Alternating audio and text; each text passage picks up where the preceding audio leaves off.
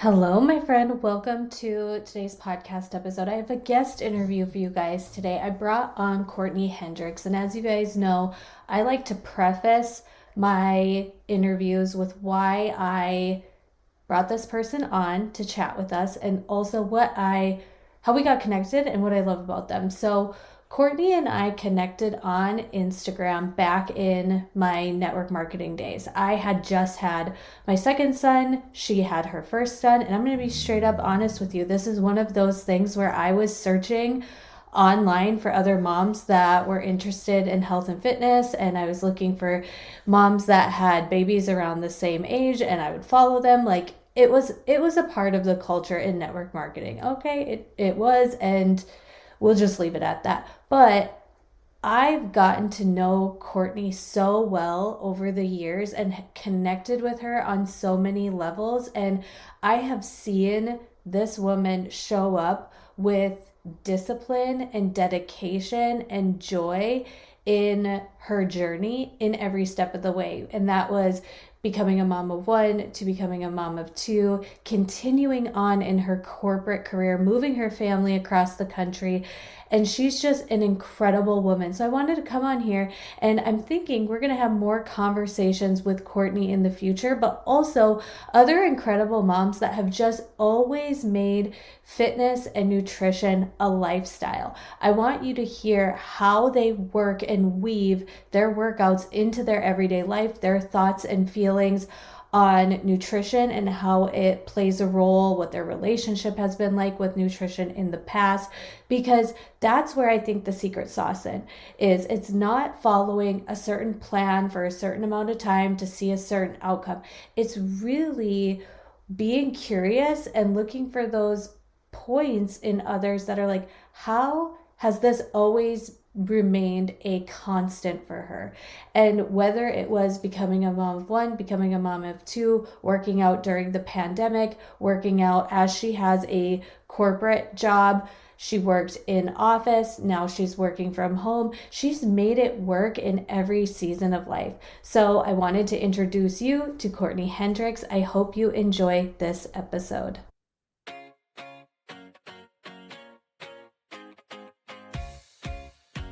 Welcome to Living in Sync. This is a wellness and lifestyle podcast for ladies in their 30s. We've got a lot going on, and on this show, we're going to talk about it all. I'm your host, Joelle. If you're into health, wellness, fitness, beauty, fashion, business, career, time management hacks, organization, girl chats, goal setting, mom things, and everything in between, I hope this show supports you in whatever you need today. Let's dig into today's episode. Hello, my friends. Welcome to the Living in Sync podcast. I'm your host, Joelle, and today you guys have already heard the pre-intro, but I have brought on one of my Instagram fit friends, Courtney Hendricks, onto the show. Welcome, Courtney. Hello. I'm so excited to have you here, and they already know the pre-story of us meeting on Instagram, me finding out that you were originally from Minnesota as well.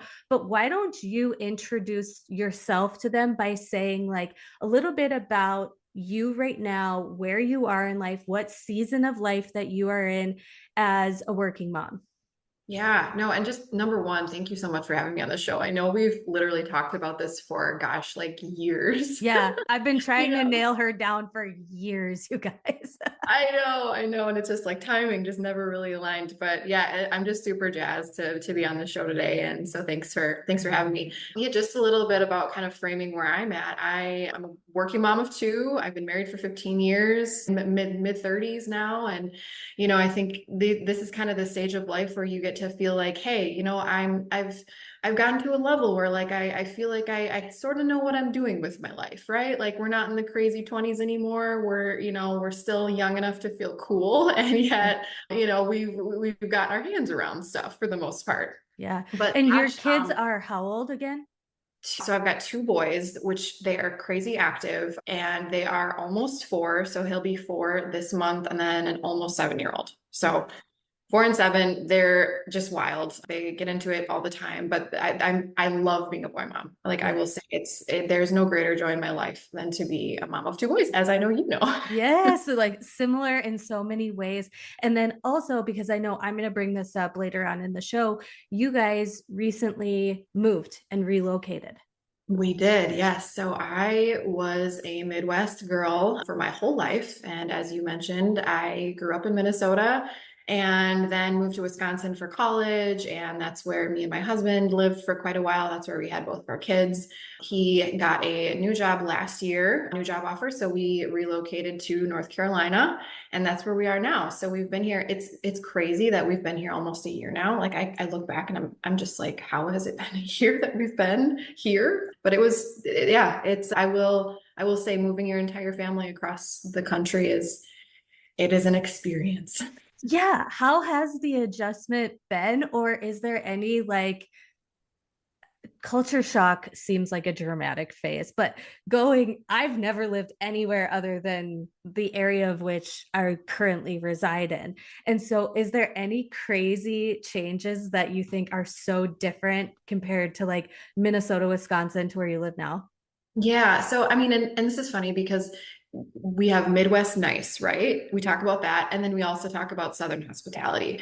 And so, like, they're both really, really positive things, but they're so different in how they play out, you know? And so, like, I'll say, for example, people down here love to just chat. Like, they just talk in the grocery store, in the line at, at the gas station, like, wherever you are. I run into people in the gym all the time, and they just are like, it's like they have nothing else to do, Oh, than to just talk. And I don't mean that in a bad way because it sounds terrible, but they're just so friendly. I've found truly that everyone here has been so friendly, which has been very nice. And our subdivision that we moved into, we have like a whole group of us. We have like a wives and husbands group chat that like literally we all communicate and people look out for each other. They're like, I'll get your mail when you go on vacation. And like the boys are all of the same age range, so they like play soccer together and like that's been a really, really nice change. But as far as like culture shock goes, like that is not something I experience in Wisconsin, that people just kind of like stop and talk to you like you're their, second cousin. yeah. And I'm sure it's not like in the Midwest when we do that, it's usually and is this similar? It's usually for investigative purposes of like, do you know so and so of so and so? Is it like that type of conversation in the South, or is that a Midwest thing? No, I think that's more of a Midwest thing. This is truly just people like just say like just general chatting. But I have noticed because we've moved into a smaller town here. We're on the East Coast, so we're like about an hour and a half from the beach, which is nice. But it's like a small, tight-knit town. And literally everyone knows everyone here. Like it's that kind of town where you feel like not like podunk that small, but like it's somebody's got a connection, whether it's to the university, whether it's to the medical center, whether it's to the company my husband works at or a school. Like it's one of those deals where every single person I run into it's like what do they call it? The 6 degrees of separation or Okay. something, Yeah. it's like Yeah. that.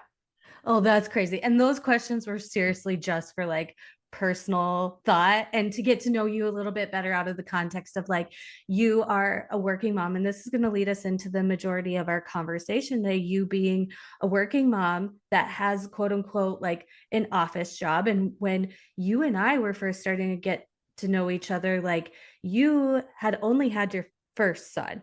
So Mhm. you've become a mother of two. You have excelled in your corporate career, made a move across the country with your family. Kids start school and activities, and we think when we have toddlers that life is just going to be easier and there's going to be more time and space for all the things, but it just gets filled in a different way. So I've seen you, and I told you this many, many, many a times of my admiration for you when you would look at your fitness and nutrition and make it a priority, really, no matter what, in a way that worked best for you. And how I saw that was when you were working in Wisconsin and you were going into your office, you would optimize by utilizing your lunch breaks.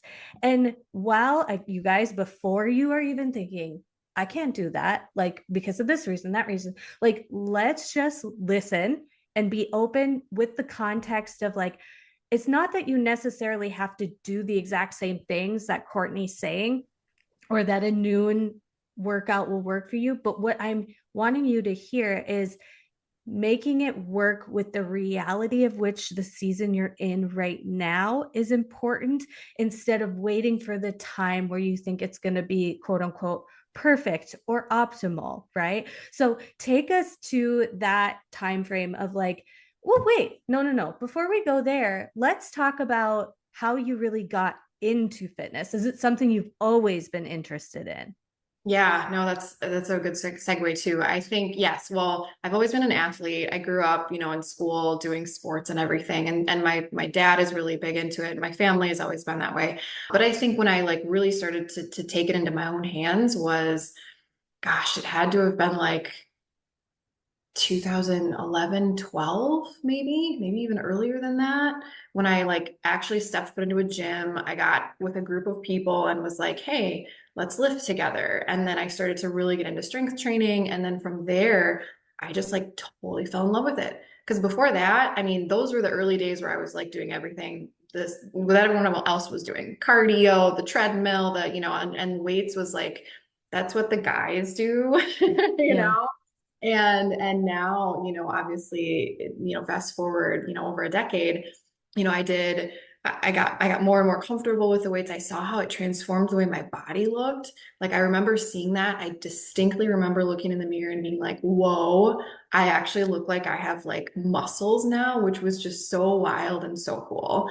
And then I just from there, like there's no turning back. There was no turning back. I couldn't not do it. And then COVID happened, of course, and the You whole guys, she was in that gym with a mask on. She Oh, was, she did not let that stop her. She was showing up with a mask on. I and I saw it. was pregnant too. Oh my goodness. If you saw my stories, oh, I was pregnant too with a Yeah. mask. Yeah. Yeah, but no, so then COVID happened, and yeah, of course I'm like, well, this is just a bump in the road, right? And then I got certified back then because I was like, you know what? People are asking me about what I do for working out and what I do for my, fitness routine and all of that. And I'm like, I'm doing this kind of informally enough with enough people that I feel like, hey, maybe I can make money at this. And so then I got certified, and then, I from there, I hired a business coach, and he really set me up with all the tools and the systems and the strategies and all the things. And I got into my own online coaching business from there. And to this day, it's alive and well, and it's something I can do virtually from anywhere. So I coach clients online, and it's been really, really fun. It's something that I will say I thought about doing as a full-time job. And I remember sharing this with you a while ago, right? And then I realized, hey, I think this is something that is better served as a passion project for me versus a full-time job, because I don't want something that I love and enjoy to become something I really don't if it becomes too much of a work thing for me, and so I remember having that kind of realization along the way when I was like, oh, I really think that this could be, my full-time thing. And I'm never going to say never, and maybe that'll change down the road. But at this point in my life, I think it's such a nice thing to be able to do in the pockets of time that I have. Oh, absolutely. And versus, as a full-time thing. So Yeah, no. And I mean, I've had so many just thoughts and feelings with the online business facade that goes around, where people are like this and that, and it puts so much pressure on a passion, to which then it does because become something that drains you instead of gives you life. And so I think it's a wonderful thing that you're navigating, and it also, I'm sure, makes it so wonderful for your clients to come to you and be like, I'm a working mom with a job. How do I make this work? And you're like, my friend, same. I'm a working mom with a job and also this, and I'm also doing this. And Mhm. so you can really relate to the ladies that you're working with. And you've prioritized even your own personal goals through all of that, building this business, having your full-time job, being a mom to your two kids, making a move. What would you say were like the key things for you prioritizing making the time for your workouts in the day to day? And that can kind of bring you back to like the working out on your lunch hour, and why that was a better choice instead of you thinking like, oh well, fit people get up at 5 a.m. I have to start waking up at 4:30 in the morning doing my workouts then. Like, really get into the nitty gritty of the day to day, where for you and or what you suggest to your clients of like, how do I find time to do this in my busy life? Yeah, no, and honestly, I feel like, we always hear it, like everyone has the same 24 hours in the day, right? And I'm sure as an oblivious 20-year-old, I said the same thing, Yeah, same. I think we probably both did. And yeah, I mean, true, yes, we do. However, when you become a parent, those hours are accounted for in such a different way, right? Like those hours are sliced and diced and so spoken for that when you get to the end of it, you're like, I had to do everything for everyone else today, and where's my time, until you're falling exhausted into bed. And so, like, I think that's something that we really just have to acknowledge in this whole conversation that, yes, sometimes there's this approach of like, you just got to do it. You just got to find the time. And it's like, yeah, I do. I understand that. But I also want to have some grace for the people that truly struggle, because parents, especially moms, especially, are being all the things oftentimes to their people, to their families, to work, to everyone that needs them. And I think we're seeing women more and more hit with that reality, Yeah. and also then very disappointed in themselves because they haven't been able to figure out how to do it, right?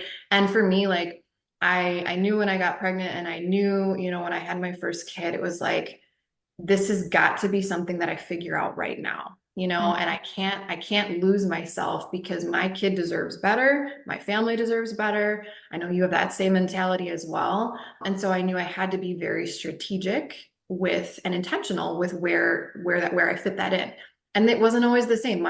Over the last, few years, it's changed. There was one job I had where I worked out at the end of my day.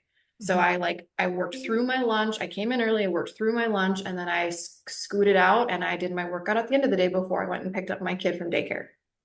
Then got a different job. Then I was able to have more flexibility, and I was able to have a pretty solid, consistent lunchtime hour. So I was like, okay, I'm going to try this and I'm going to shift it to my lunchtime. And that ended up working great for a long time. And now I obviously work from home. And so I do have a little bit more flexibility. I still tend to do the lunchtime deal, but if there's meetings and other things, I'll shift it to the morning. I'll go and I'll work out right away in the morning, or it's a from home thing. I still tend to get myself out of the house and go to the gym, although I do have equipment here. It's just so like that. I want people to understand that that looks different in Yeah. all the different seasons, and it doesn't have to feel like you're locked into this like one thing, Yeah, you know? you hit the nail on the head with that, my friend. Like, absolutely hit the nail on the head. Is like, so many women are thinking like, okay, well, if when my kids go to school and then I have that time during the day, that's when it'll be easy for my regular routine to happen for my workouts. And instead, what you're saying is, stop looking and waiting for that next season, and just be like, okay, what's this going to look like right now? So maybe for some of you, we're recording this mid-May, summer's up and coming. You're thinking about, what's our summer schedule going to be like? Can you get some walks in when your kids are at practices? Is this something where it's like, oh, I don't have to get the kids up and out the door in the morning, so yeah, maybe I will wake myself up, get in like a 45-minute workout before the day starts, shower, and then my kids are rolling out of bed. Or if you are in a career where like, oh, your regular rigmarole doesn't change that much in the summer, you're just really looking at like, okay, when can that block of the day work for me? And yeah, maybe sometimes that time is different on Monday versus Tuesday just because Monday and Tuesday are different days. I've been living this principle of like one day at a time. And that's been so foundational for me of like, how can I even optimize this best today? I know these are the things that are of important to me. How do I make the best of it today? And that even has been a good principle of when I'm looking in my fridge. I'm not thinking about, oh, maybe what I want or what I wish we had in the fridge. I'm like, okay, what are these foods that I can put together? And because this is what we have right now. You know what I'm saying? And so I Mhm. think you hit the nail on the head with that of like, it has looked different for you. Like it hasn't been noon every single day for the last 7 years and you make it a priority no matter what. No, you've just said like it's something that is a priority. It's something you do make sure you allocate the time for it, but it looked different based on the season that you were in. 100%. And honestly, I think like that's how I've had to treat it personally. And I encourage a lot of the clients I work with to treat it that way. Like if you truly want to commit to this and make it real, like it has to become a non-negotiable in your life. And it has to be something that you treat just like anything else you do, like taking a shower, getting gas in your car, like that is, it sounds silly, but like that's truly how you have to think about it. Because if you're going to think about it as something that is optional, that you can, put into a bucket and dip in and dip out of, that's where then you get into this cycle of stop, start, stop, start, stop, start. And then it becomes something that you see the effects of how that goes, right? And then you can never truly get the habit. And so like I want people and women and moms especially to really try to figure out like when can I commit to do something that I know I can sustain for as long as possible? And Mm, it doesn't have to be 5 days a week at the gym. Like, hear me when I say it. It does not have to be that way. It can be 1 day a week. Truly, anything more than zero is good, is an improvement, yeah. And like, I think people just think it's got to be this all or nothing mentality. And that's what gets people into this like paralysis of not doing it because they truly think I have to get my protein and drink the water and do 10,000 steps and work out 5 days a week and meal prep and like all the things. And then it's like, how does that serve anyone? Much less a mom that's working, that has kids, that needs stuff. Like, no, like that's not what it has to be. Like, let's just start with one thing, let's just start with one 20-minute walk a week. Let's start Yeah. there. And I know ladies you're thinking of like, oh, well if I just start with 1 day a week it's not going to make a difference. It's going to make the most difference because James Clear talks about in the book Atomic Habits, you must establish the habit before you improve upon it. And that's why even when I was starting to share like what I've been calling it like my back to running journey, I wasn't starting back out expecting myself to even run a 5K when I hadn't ran in years. Like it was a sad, pitiful 1 mile and incrementally over time. It's like, okay, because I even actually saw like a really big TikToker be like, I'm going to start a running journey. And she did a 14-day running streak. Guess what? She's in a boot with a stress back Oh no. fracture. And I'm like, the max I've ran in a week is 3 runs in a week.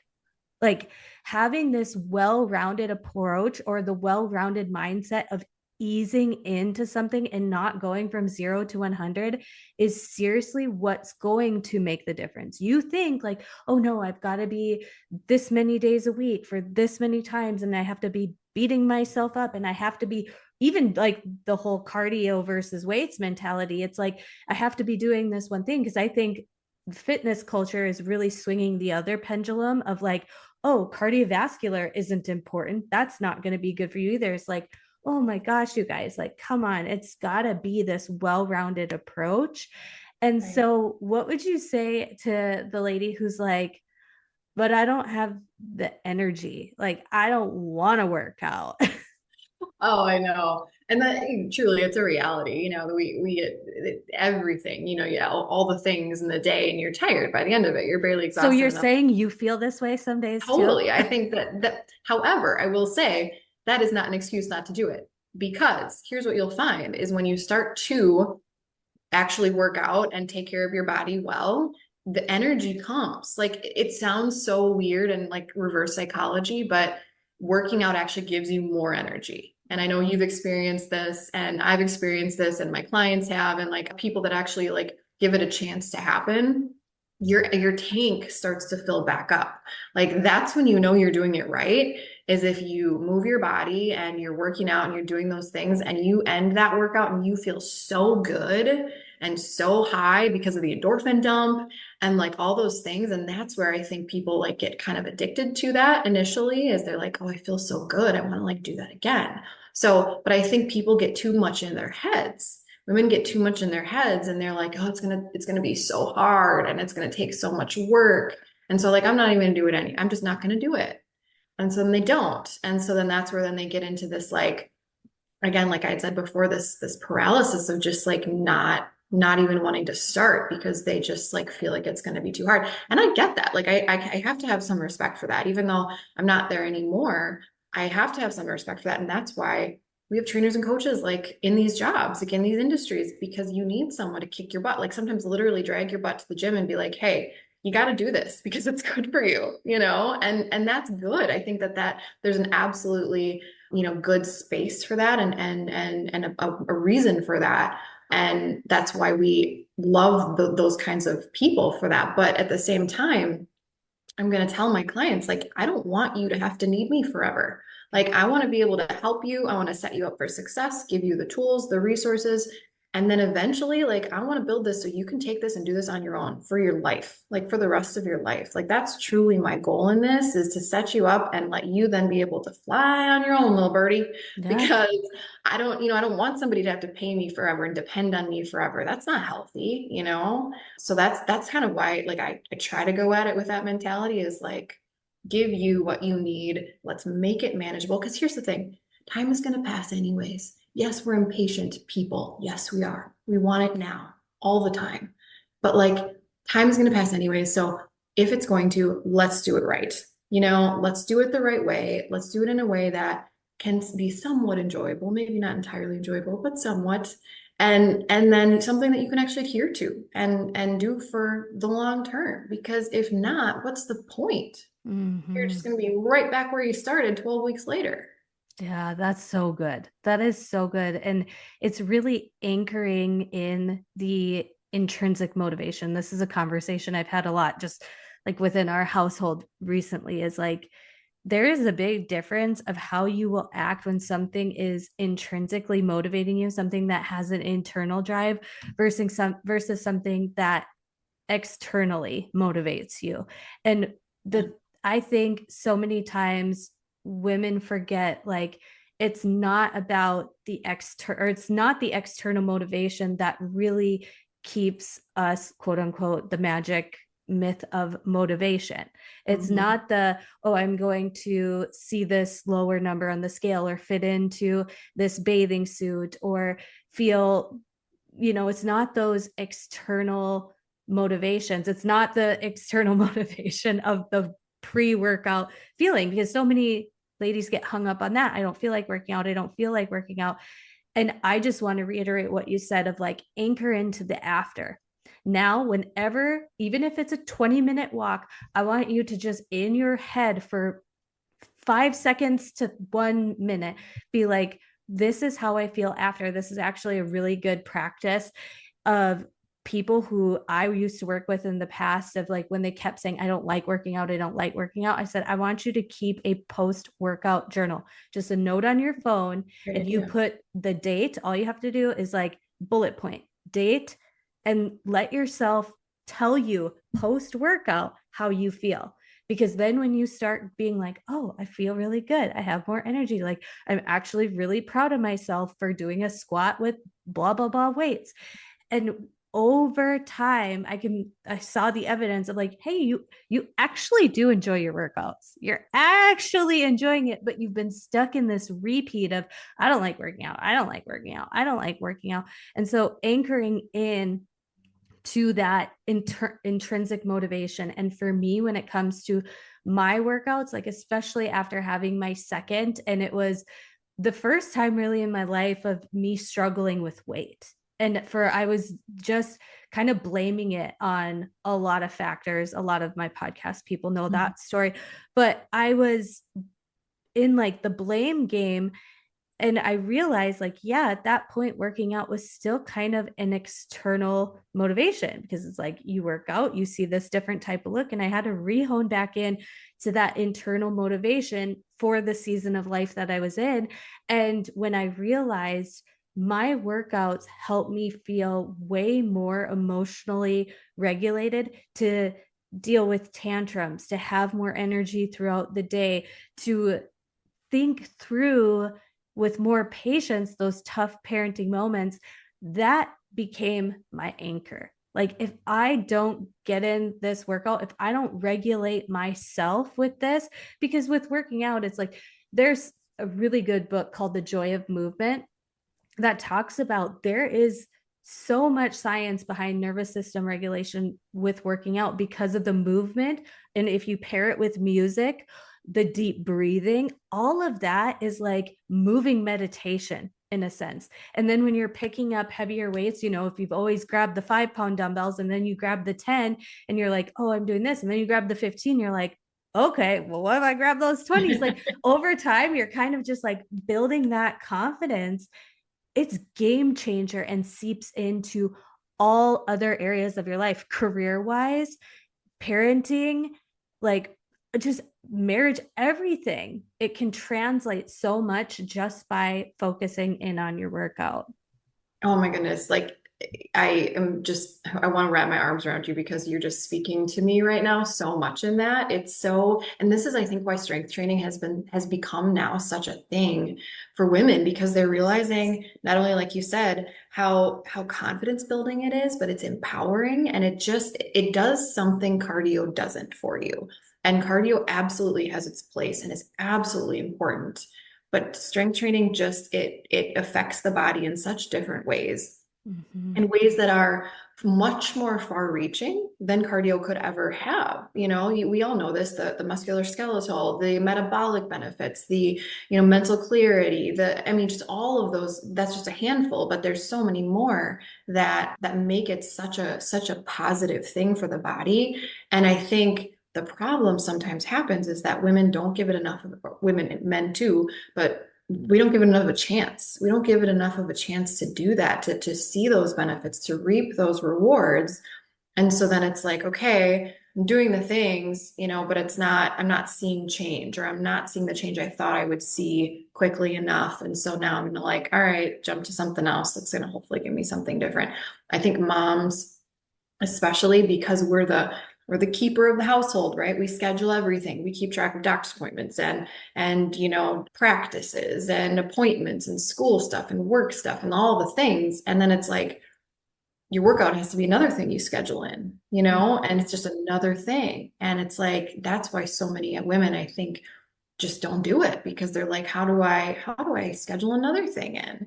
And that's where like mom guilt can become really real. I will absolutely acknowledge that. I mean, especially in those little years, when you feel that they need you so much all the time, feeling like I cannot step away for an hour to go work out, like that is real. I remember having to be confronted with that very early on.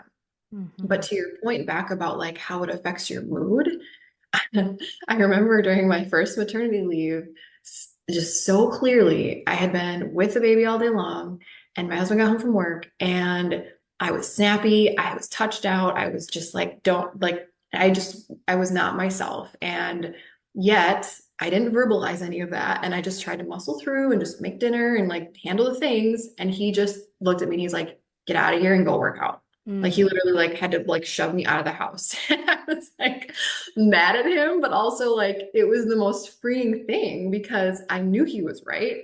I knew it would make me feel better. And guess what? I went and it did. Yeah. And then I came back and I was a wildly different mom when I came back, And so it's just such a real thing that exercise, does for you. It's insane, all those benefits. And the other thing too that I was thinking that I know we hear this so often is, this I don't have time thing. Like I just don't have time. And we've talked about this a lot already today. When people tell me that though, there's a little bit of like the tough love in me that comes forward. That's like, it's not an I don't have time problem. It's not a priority for me. Like that's the issue. Like that you make time for the things you value. So really the truth of this is it's just not a priority for you right now. And that's just factual. That's just stating a fact. And, we see when you don't prioritize things in your life, what happens, right? Like student doesn't study in school, you start failing classes. You don't sleep, you get really, really crabby. You don't prioritize time with your partner and your relationship starts to fall apart. Like same thing with your health. Like if you don't prioritize it, you see the negative effects from that very quickly. Like, and the data on this is really clear, actually. Chronic illness, energy, body issues, medication dependency, like all the list goes on. You can't even keep up with like basic activities of life. And so, like, when you think about it in terms of, I'm not valuing my health and my body right now, it's not going to value me either. So it's like it's a two-way street. And, it's easier, I think, to get away with that when we're young. When we're teens or 20s, like it doesn't matter quite as much. But like once you hit your 30s and 40s and beyond, those things become like so much harder to reverse. And so Yeah, I they do. Yeah, they know, do. right, then I get an amen. And so that like whoever we talk to or work with, it should always be an encouragement. Like it's never too late to start. If you feel like you've tossed years out the window, like don't use that as an excuse, like, oh, I'm too far gone. You're not, you could have an 80-year-old that is starting to strength train and they would see massive changes in their body and they're 80. Like this, our bodies are wonderfully made. It's crazy. So don't ever feel like you can't just start and you'll see changes. Like I don't want people to ever think that. Yeah, so if you were speaking to that person that's a beginner, that's like, so you guys, just for my friends listening, friends, we're going to talk about like, what if you're a newbie? And then we're going to be talking about nutrition because I know some of you guys are listening to this interview being like, Courtney, Joelle, great, awesome. Working out is the easy part for me. Nutrition is the hard part. Hang on, we're going to get to that. But what kind of split do you recommend somebody start out with? Or maybe somebody's listening who like works out, but you're like, oh, you're maybe not working out the most effective. What kind of split do you suggest right out the gate? Yeah, and it really, I would say, depends on what your time commitment is for your workouts. Like if you have 2 days a week, 1, 2, 3 days a week, and that's actually a very good amount of time. You don't need to be in the gym 5 days a week. Like no, no, thank you. If you're doing that, I would say full body is your biggest bang for your buck. Honestly, if you're doing like 2 days, 3 days a week, because then you're able to hit all of your muscle groups and you're not fatiguing any one area of your body.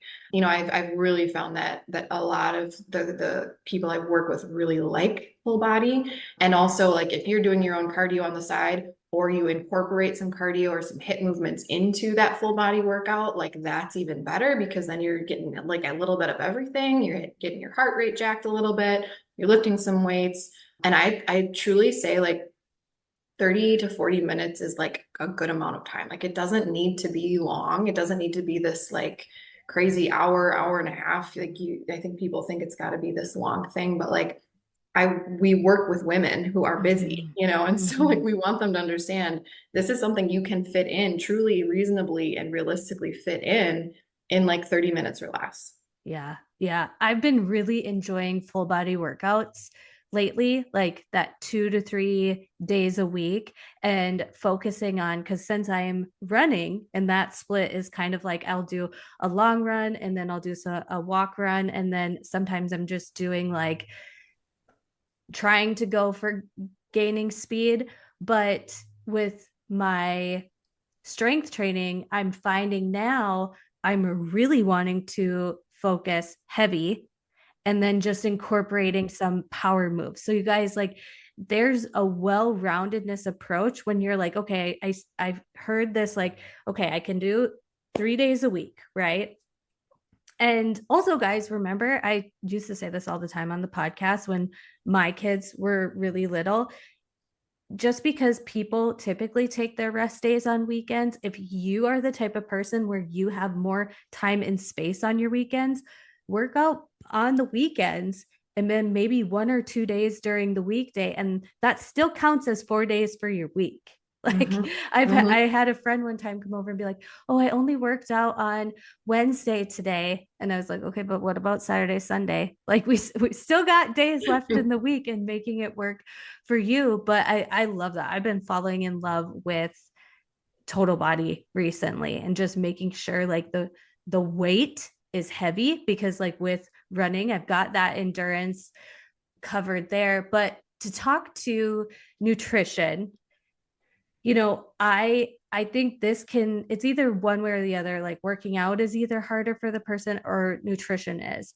And so to kind of talk about and round out the conversation of nutrition is like, you know, what has your relationship with food been like? What is your philosophy on it now? And then what are you really emphasizing for your clients? I love this. And I've actually become very, very fascinated with nutrition and nutrition science. Yeah, that's I why I studied nutrition. I dietetics in college, and even after college, I still have kept my certified nutritionist, because for me, even young, I was like, I know I've got the workouts down. I love it. I enjoy it. It makes so much sense. But I was like, I've really wanted deeply understand this nutrition piece. Yeah, I'm actually planning to get my certification as well here, hopefully sometime this year. It's on my list. But yeah, and it's ever evolving too. That's the thing. It's ever evolving and it's so individual and it's so specific. And so I would say like for me and probably many women that we have in our audience, food and body image go hand in hand, right?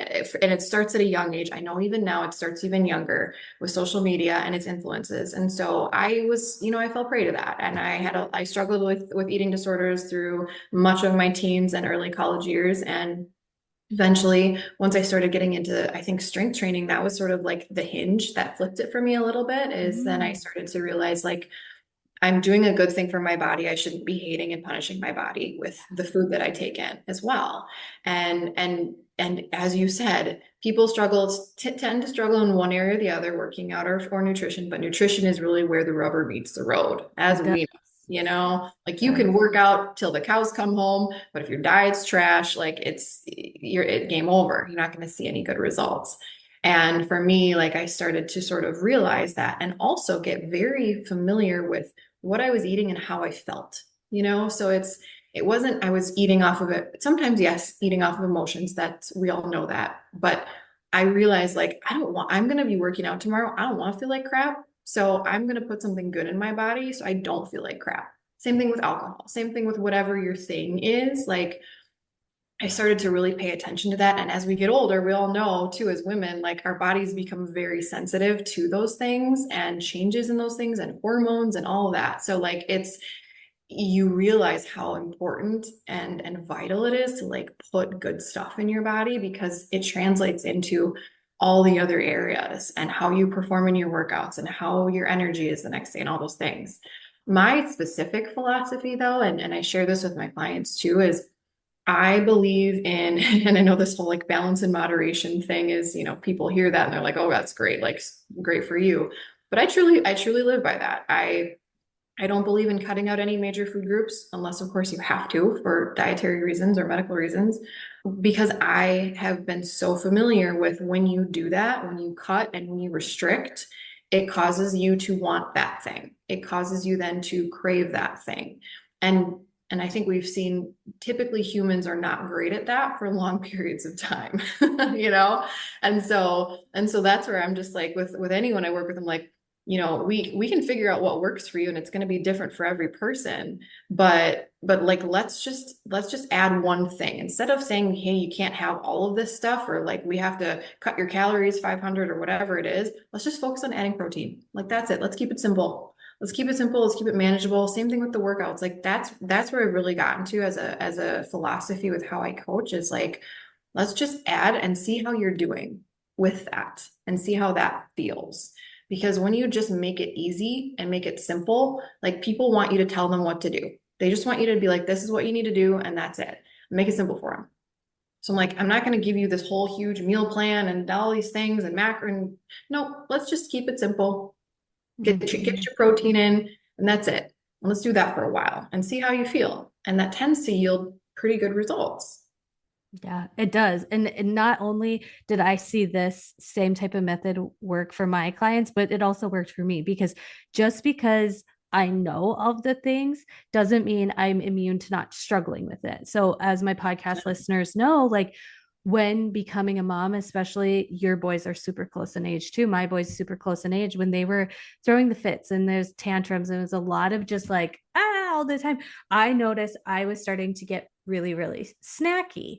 And I was Mhm. like, it wasn't until I even was having to be really honest with myself when it came to that mindset of like moderation doesn't mean whatever I want when I want it. Mhm. And that little things add up Yep. and being so real about I thought I was getting a lot of protein, but then when I actually was like, okay, I'm going to like calculate this and okay, this is the amount of steak that I cut for me. I'm going to see how many ounces it actually is just to see how much protein it actually is until it was like, oh, I was probably getting around the 20-ish grams of protein per the 3 meals a day. The snacks were Mhm. not protein heavy. And so when you're like 20 grams of protein for 3 meals, you like, hello, that's only Like 60 half your grams, my intake. friend. Right. And so I've even said this to some friends who have the resistance of tracking food. Is there anything like you have to say in that? Because I know there's that balance of like not tracking to not be obsessed about it. Do you suggest people like just actually take note in some way? Like maybe it doesn't have to be the traditional tracking method, but have you found too that once clients start realizing and having an epiphany like me, where it's like, oh, I thought I was eating a lot of protein, and then here I was like 60 grams, maybe 80 on like when I would have an extra serving of protein through like a powder or something like that. Yeah. And I always want them to know I don't want you to have to track forever. Like just like with using me as a coach, like this is not my motto is like let's set you up for something you can do for your life. And so and tracking your food, like you should just never have to do that forever. But I do feel that there's value in creating some a baseline to go off of, right? So like, and it's very insightful. It's eye-opening when you track your food for 2 weeks, we'll say, and you realize, hey, I'm grossly under eating protein. Mm-hmm. I all the different snacks, the sauces, that all that stuff adds Oh up to like boy.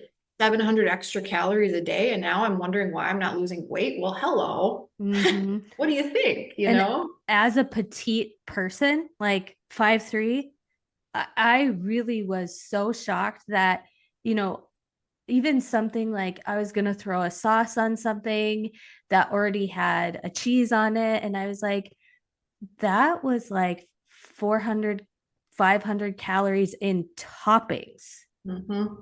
And so what I'm doing, and so some of you guys are like, oh, well, then I start taking away all the flavor. No, I'm just doing things differently. So one of my hacks has been like when we're doing taco night, I have a Greek yogurt salsa, and then I use like some taco seasoning or hot sauce, and I mix that all up. And it's kind of like a seasoned sour cream dip. And I'm using something like that when it comes to other sauces. Like I now am just paying attention to like making sure I'm not going over the amount.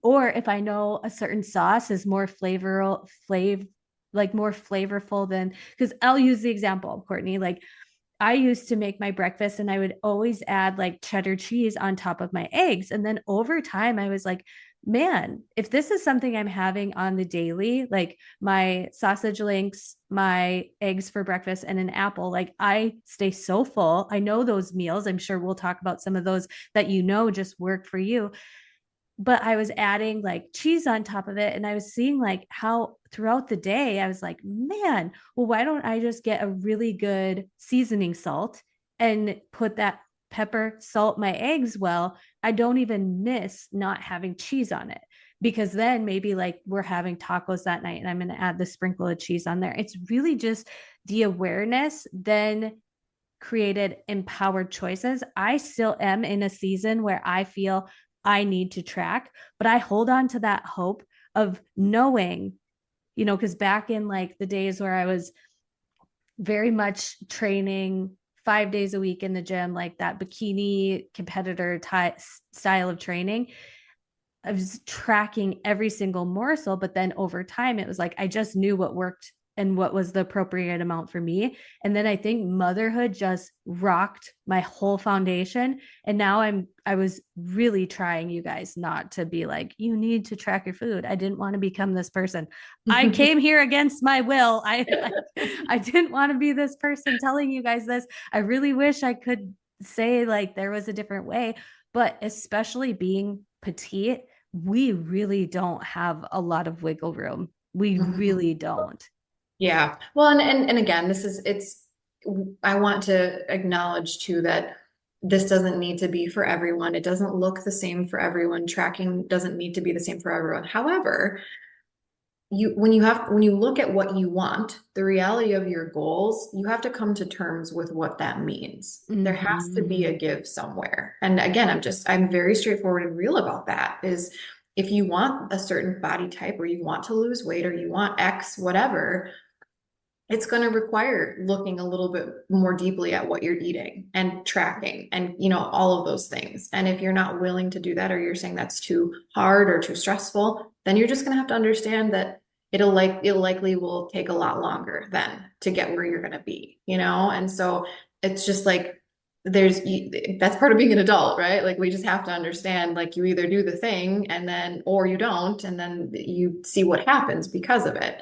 And I think like you had said with the whole like seasonings and things like that, I've done that a lot too. And I love that. Like I think especially in the 80s and 90s, we grew up with this, very traditional, like heavy sauce, heavy cheese, heavy carb, like all of that. And now we're really trying Cream to of figure mushroom, Velveeta.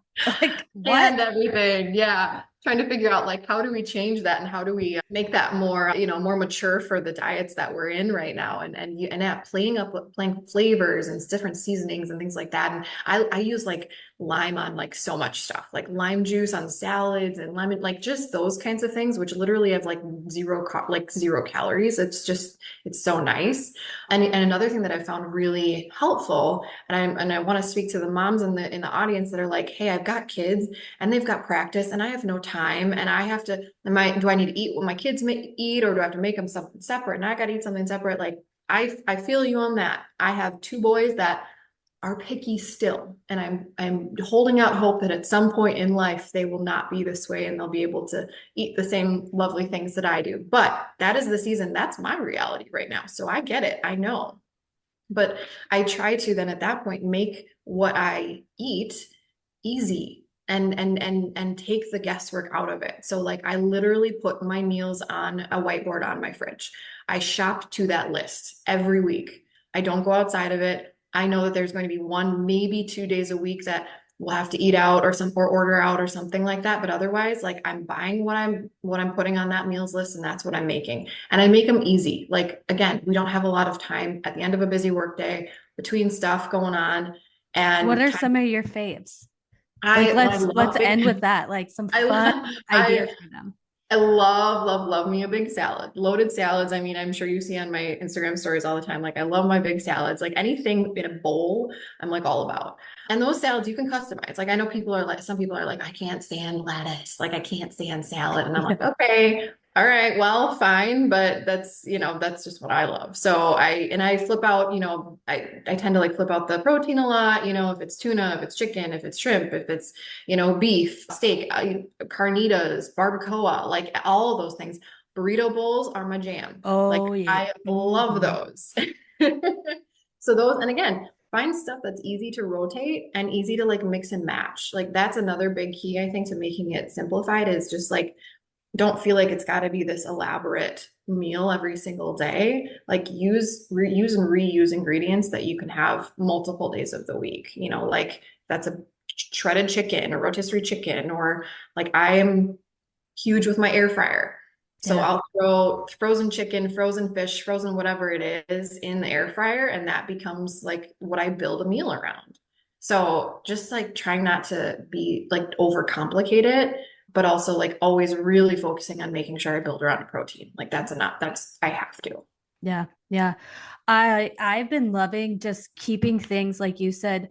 I think for the simplicity of tracking, I've been keeping meals really, really simple like that. And for lunches, I've been really loving making like a tuna situation and Mm-hmm. having some because I like chips. And so I was like, okay, I'm not going to cut out chips forever.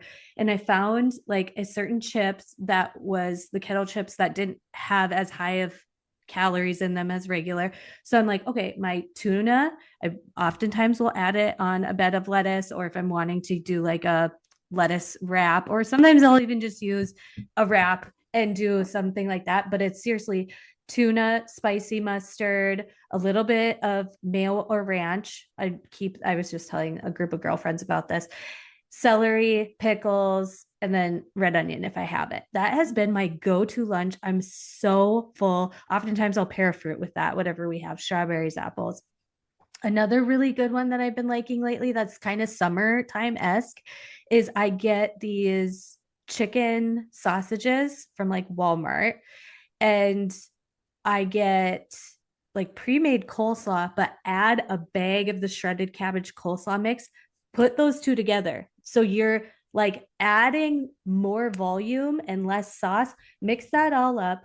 And then maybe like if I want a carb with it, I'll do some roasted potatoes of some sort. That Mm-hmm. has been such a good go to lunch, or like mom meal where it's like kids are having hot dogs, my husband will have the chicken sausages or cook up a brat for himself or whatever, and we're all kind of like eating the same meal. What has been another one of mine? Yeah, and then some lunches I'm like, okay, there's a chicken breast. Like I don't need every single meal now to be like, I was going to say enjoyable, but that's not what I mean. Like sometimes I'm just like, okay, what's the fuel? And Mm-hmm. I'm then making it more about the fuel instead of the flavor. But like I said, I know that makes it sound bad, but also keeping it really, really simple. Like Mother's Day, for example, breakfast was like my eggs, my chicken sausages, and apple. And then we had what we had for Mother's Day. Then for dinner, it was like my yogurt. And it was a really like the other two meals were so boring, but that's because the one wasn't. You know what I mean? So it's like Mm-hmm. I'm kind of finding that balance once again. And like you said, you guys, I went to school for dietetics. I have a certification in nutrition, and I can still, like, it took me a long time to swallow this pill and be like, wow, what I've been struggling with in the last 5 years has just been not being aware of how much I was eating. Yep. And that's the thing. That's it. You hit the nail on the head there. It's just like being aware, having the awareness. It's so much easier to just do it and like not really care and be like, well, this is just what it is. I'm busy and I'm stressed and I've got kids and like that's just what my life is right now. That's easier, but it doesn't produce a better outcome. And if the outcome that you're looking for is a you that feels better, that performs better, that shows up better in life, you have to make some choices along the way. And some of those choices are going to be a little bit uncomfortable. And that's okay. It's usually only uncomfortable for a little while. And then after that, you do it long enough and it becomes a habit, right? Like you talked about. But I think like once you like you said, they don't people tend not to get to that other side and understand, hey, this feels good because I've been doing it long enough to actually see it and feel it. So like if I could encourage anyone listening, just give it a chance. Stick with it long enough so you can actually get to that other side. And then you'll be like, dang, why did I wait so long to do this? Mm-hmm. You know? Absolutely. Absolutely. And so, you guys, I seriously brought Courtney on today because if you are looking for support in your fitness, in your wellness, and want support from somebody who truly understands mom life, career, and all of the things, I am now fully confident to send you guys her way, because not only like you guys heard her and I's like mindset and approach aligns so much, and I'm so grateful that you were available and we finally made the time to come on here and chat together, because it has been a long time coming, but timing always works out for when it's the right time to be aligned. And so I'm really grateful for this interview, and I'm so excited for all of you guys to go follow Courtney. I will leave the link to her Instagram and any other goodies that or directions she wants to send and share with you guys so you can get in contact with her. Thanks for being here, Courtney. I really appreciate it. Oh, I had such a great time. Thanks, Joelle. Appreciate it. Thank you for listening to today's episode. If you loved what you heard or you want to share your favorite episode topics, please leave a rating and review. This helps the podcast growth and gives people an idea of what the podcast is all about. Something new and exciting that I wanted to share with you before we go is that we now have a Patreon page. This has replaced the Feminine Edge collective community in a cohesive place that is easier for me to manage and cheaper for you. If you are interested in our monthly classes, exclusive day in the life vlogs, Bible studies, community Q&A, and more, go to patreon.com/livingInSync and join for just $5 a month. Check out the show notes for any links or details of things referenced in today's episode, and I look forward to chatting with you in the next one.